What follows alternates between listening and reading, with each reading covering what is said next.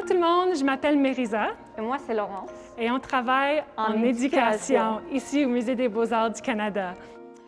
J'aimerais reconnaître avant qu'on commence qu'on est situé sur le territoire non cédé traditionnel de l'Anishinaabe-Algonquin. Nous remercions les gardiens de ce territoire, gardiens depuis les temps immémoriaux. Aujourd'hui, on aimerait vous montrer quelques-unes de nos œuvres préférées, des œuvres qu'on aime vraiment montrer au groupe quand on fait des visites guidées, soit des jeunes ou des adultes, tout le monde. Donc, on espère vraiment que tu vas aussi trouver une connexion avec ces œuvres-là. Est-ce qu'on est prêt? Oh oui, allons-y. All right.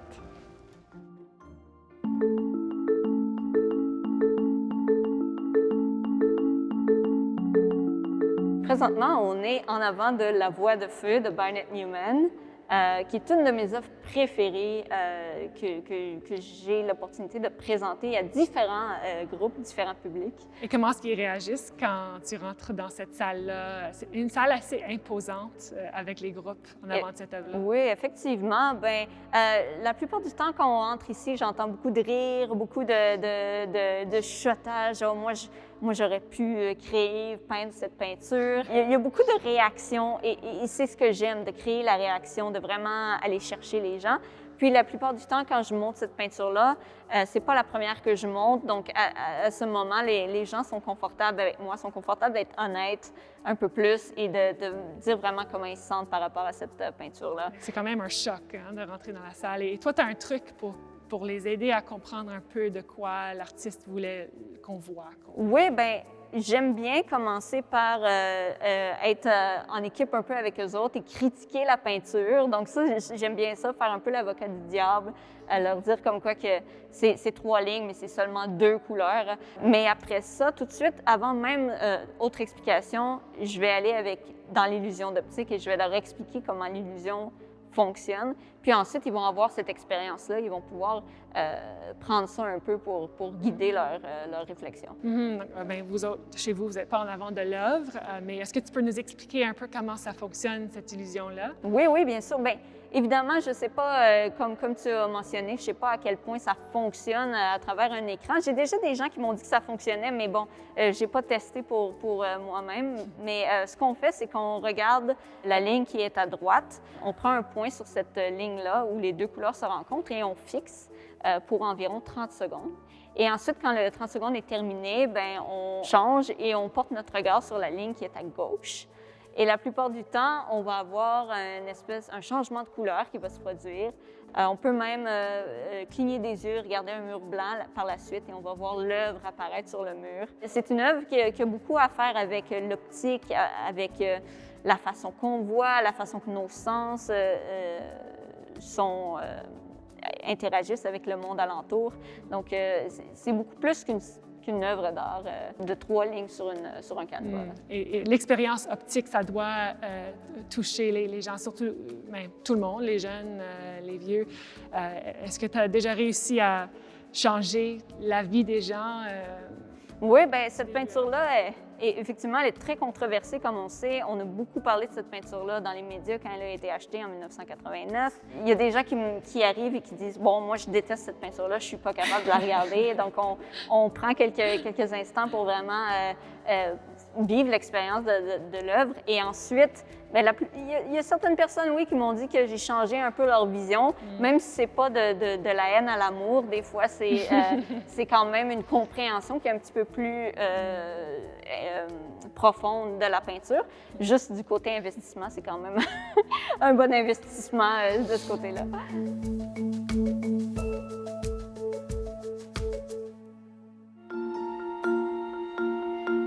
OK. Donc, après avoir vu La Voix de feu, souvent, je vais amener mes groupes ici voir les boîtes Brillo de Andy Warhol.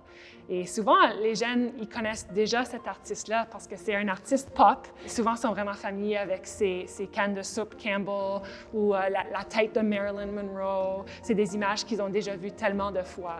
Donc, c'est un peu différent de La Voix de feu. C'est quoi la connexion entre La Voix de feu et les boîtes de... de savon. Mais c'est vraiment différent. Comme on peut continuer la discussion de c'est quoi l'art. Et en fait, ça, c'est la question que Andy Warhol nous posait dans les années 60. Qu'est-ce qu'on a le droit d'appeler art? C'est quoi la différence entre l'art qu'on achète pour mettre dans un musée, dans une galerie, et l'art qu'on voit sur les boîtes de savon au centre d'achat? En fait, lui et les autres artistes pop critiquaient aussi ce monde d'art élitiste qu'on voyait avec les gros artistes abstraits, expressionnistes. C'était un art qui était plus accessible parce qu'ils utilisaient des éléments du monde consommateur que les gens reconnaissaient. Mais est-ce que les jeunes d'aujourd'hui ou les groupes d'aujourd'hui savent qu'est-ce que c'est des bio-soapades? C'est clair que non. C'est une marque des années 60. I guess moi, je ne le savais pas non plus. Mais souvent, je vais faire semblant. Disons que c'est Mr. Clean. En français, on dit... Monsieur Net. Monsieur Net. Monsieur Net. Et là, ils comprennent ce que l'artiste est en train de dire. Ouais. Mais c'est écrit Soap Pads dessus, donc c'est assez clair que c'est supposé d'avoir l'air d'une boîte. Puis ils réagissent comment quand ils les amènent ici? Est-ce qu'ils sont, vu qu'ils ont vu la voie de feu, est-ce que c'est plus facile pour eux de concevoir? Oui, en fait, c'est comme on a déjà ouvert leur tête un peu de... si on regarde une œuvre d'art, on peut mieux la comprendre en profondeur. Donc, ils sont déjà un peu plus ouverts. Et souvent, on fait le tour de table et on se demande, bien, quelle marque est-ce que nous, on porte? Quelle chose est-ce qu'on a sur nos corps en ce moment? Nos souliers, pour exemple, qui sont faits par quelqu'un. Le design, c'est fait par quelqu'un. Est-ce que cette personne-là, c'est une artiste? Et tu as acheté ton soulier au magasin, mais est-ce qu'on peut mettre ton soulier sur un socle et dire que c'est une œuvre d'art et en parler? Et là, je commence à voir les roues qui tournent dans leur tête. Donc, c'est un endroit qui est vraiment inclusif, je pense, pour tout le monde. Et ça leur donne la confiance qu'eux aussi, ils peuvent regarder l'art et comprendre l'art aussi. Ils se sentent à leur place un peu plus. Oui, parce que... C'est pas juste... Oui, c'est pas juste, il faut avoir un bac en histoire de l'art, parce que l'art, c'est partout. Et eux, ils sont vraiment déjà connectés au monde de la culture populaire. Et on se rend compte que en fait, déjà, ils consomment beaucoup d'art et ils comprennent l'art, soit à travers de la musique ou le design qu'ils voient partout sur leur Instagram, tout ça. Donc, ils sont déjà plus branchés qu'ils le savent.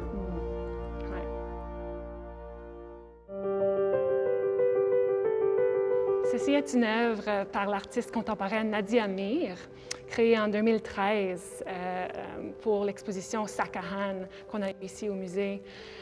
L'œuvre s'appelle, pour ceux qui n'ont pas de voix, La terre, l'eau, les animaux et les générations futures. Et des fois, j'amène des groupes sur la rampe ici et je n'ai pas l'intention de leur montrer cette œuvre-là.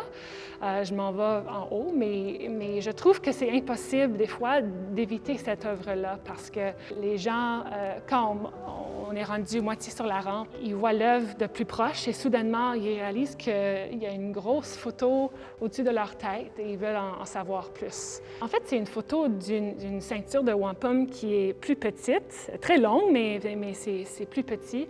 On peut voir que chaque petite perle est formée de façon différente et ça nous amène à imaginer comment chaque perle a été mise sur les cordes. On imagine qui a tissé ces perles-là ensemble. C'est quoi la réaction des jeunes, des groupes quand tu leur pointes ou quand ils remarquent cette œuvre-là? Qu'est-ce qu'ils en pensent? J'avais un garçon une fois qui m'avait commenté que lui, il voyait des tic-tacs. Je pensais que c'était drôle, mais je trouvais ça vraiment beau aussi d'une autre manière parce que les tic-tacs, c'est comme un bonbon qui est très délicieux et les perles sont aussi comme une petite affaire qui est très, très délicieuse ou très beau. Il y a une très belle beauté avec chaque perle individuelle. Et quand on les met ensemble, c'est là où on crée la signifiance de l'œuvre. Donc, Nadia Mir a fait beaucoup de travail avec des gens des communautés qui vont venir collaborer ensemble sur des œuvres en perlage, en tissant. J'aime dire qu'elle est une artiste qui crée des conversations. Et dans ces mots, elle appelle ça des échanges transculturels qui se font quand elle crée ces collaborations-là. Donc, pour exemple, avec cette ceinture de wampum, elle avait invité les gens qui rentraient dans son studio de contribuer une rangée ou plus sur la ceinture de wampum. Donc, cette œuvre-là, elle a un titre quand même aussi intéressant. L'œuvre a été inspirée par une manifestation faite par des femmes aînées algonquins qui étaient venues de Kideganzibi. En fait, c'est la communauté de l'artiste. Ils ont marché jusqu'au Parlement pour demander une meilleure protection de l'environnement. Elle nous invite à utiliser nos voix pour parler pour les parties de notre environnement qui ont des voix qui ne sont pas entendues assez, on va dire. Donc, l'œuvre montrée ici, c'est comme une continuation de la conversation. Wow! C'est quand même assez spécial. Est-ce qu'on devrait monter un peu puis...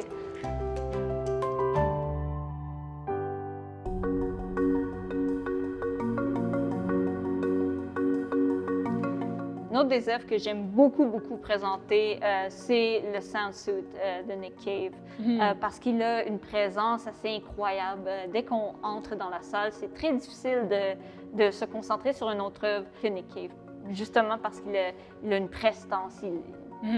Les gens sont attirés par l'œuvre automatiquement. Exactement, il occupe l'espace aussi d'une façon assez incroyable. Donc, tout le monde sont très attirés par le costume sonore. Et la réaction est toujours très spéciale aussi, parce que les gens voient cette œuvre qui a plein de couleurs, il y a beaucoup de motifs aussi, donc c'est très coloré. Donc, ils s'attendent à avoir une œuvre qui est très brillante et très alléchante, là, si on veut. Là. Et trouves-tu, moi, je trouve des fois que les gens, ça leur prend un moment pour réaliser qu'il y a un mannequin en dessous, que c'est quelque chose qui est fait pour être porté. Oui, souvent, ça prend quelques instants avant de reconnaître ça. Et je leur pose souvent la question, qui, vous pensez, peut porter le Soundsuit? Et on va me répondre souvent, ben c'est probablement des danseurs ou des acteurs ou quelqu'un qui fait beaucoup de performances. Mais en fait, la vérité, c'est que c'est au contraire, c'est en fait un costume pour un peu se camoufler, pour avoir une seconde peau même, un peu comme une armure pour se protéger des regards des autres. Oui, c'est intéressant que tout de suite les gens savent que c'est impliqué à la performance, mais ça vient vraiment d'une inspiration qui est un peu différente, comme tu dis. Le Soundsuit, vraiment, il est inspiré en fait de cet événement-là qui s'est passé en 1992, donc l'agression de Rodney King. Et c'est vraiment une réaction là, à cet événement-là. Donc, c'est pas nécessairement un costume, même s'il est très coloré, qui est juste là pour parler du positif. Il parle aussi de choses qui sont un peu plus sérieuses. Oui, mais ça réussit à nous engager parce que c'est tellement... ça fait du bruit visuel, mais quand on se rapproche, on imagine aussi le bruit qui pourrait sortir de l'appareil, des oiseaux qui sont dans la tête de la sculpture, qui chantent. Donc, c'est l'artiste qui veut vraiment comme nous dire quelque chose. Oui, il réussit parce qu'on est tout de suite attiré et on veut tout de suite en savoir plus. Donc, on est très intrigué au départ par cette magnifique sculpture. J'aimerais te poser, comment tu penses que tu te sentirais si tu mettais le costume? Vraiment comme si je portais une armure, c'est sûr, mais aussi très lourd. C'est très énorme. Ça serait difficile de bouger, bouger la tête. Je peux même pas imaginer danser là-dedans. Donc, je me sentrais, oui, protégée à un certain moment, mais c'est lourd ce que je porte. Et toi, comment est-ce que tu te sentirais s'il fallait porter ça? Moi, j'ai l'impression que j'aurais vraiment cette liberté, ce sentiment de liberté, de pouvoir bouger un peu comme je veux, sans que personne sache mon identité. Donc ça, c'est vraiment l'idée que j'ai. Mais je conçois aussi que le costume peut être très lourd et qu'il y a comme cette violence-là aussi que tu sens de porter ce costume-là. Mais c'est violent de devoir se cacher, de devoir se protéger. Hein? Oui. Il représente ça vraiment très bien, les deux côtés. D'être protégé, mais aussi d'être d'annuler une partie de soi-même, c'est violent.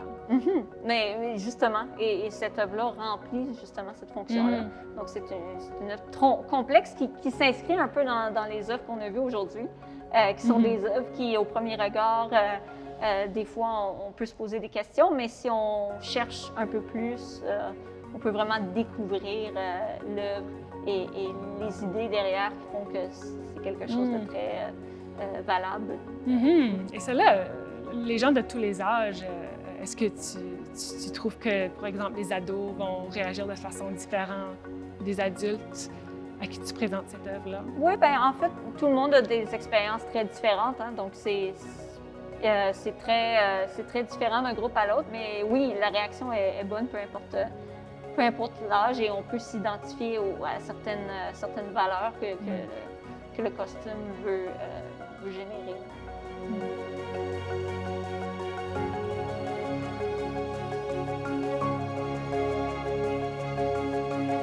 Ce fut un plaisir de vous avoir avec nous pour cette visite. J'espère que vous avez apprécié entendre les petites histoires qu'on a à vous raconter par rapport à notre expérience en tant que guide ici au Musée des Beaux-Arts. Et nous espérons vous voir bientôt dans les galeries.